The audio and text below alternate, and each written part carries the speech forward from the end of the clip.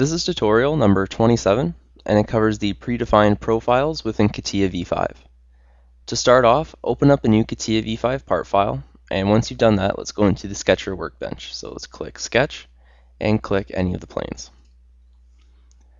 Now the predefined profiles are, if you go in, you can click Insert, Profile, Predefined Profiles, and it's all of these, like the rectangle that we've been using, oriented rectangle, parallelogram, and so on and so on.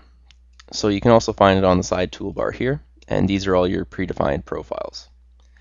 Now I'm just going to go over a few of them and just kind of show you how to know what to click, and when you're clicking, what your profile is going to look like from it. So to start off, we've been using the rectangle the whole time, and we know that the rectangle is like a 2-click job. Now if you look at all of these guys, each one of them, you can see how many clicks. So each point that they show is how many clicks you're going to make. So let's try to do an oriented rectangle. So let's click it, and let's start at the origin. So it's 1 click, another click to define the length there, and another click for the width. And we've created our rectangle. Now to do the parallelogram, it's exactly the same thing. So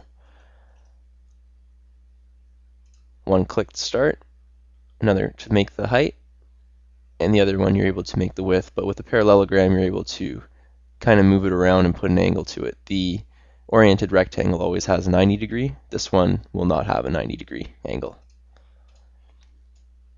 And then there's other ones in here too, such as the keyhole and whatnot. So let's just go through and let's click some of them and just see how they work. So let's click on this one, the elongated hole, and it's a 2-click job. So we'll click 1, click 2, and you get to pull it out as far as you want, and accept. So all these predefined profiles, what they're there for is that it's going to be a common profile that you would use, and what they're doing is pretty much just saving you some time in creating it.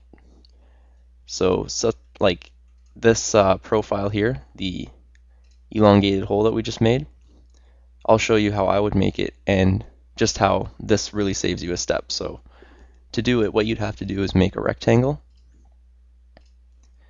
and then you'd have to make a 3-point arc on either side.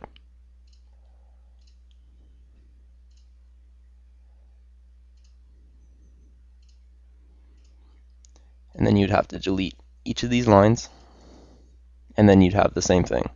So for me, it took me 3 or 4 steps to create that elongated hole rather than one entire step by using this feature. So these features, they'll save you time when you're designing things and when you're creating your sketches, and that's the whole idea why they're there. And that concludes our tutorial on how to use the predefined profiles within CATIA v5.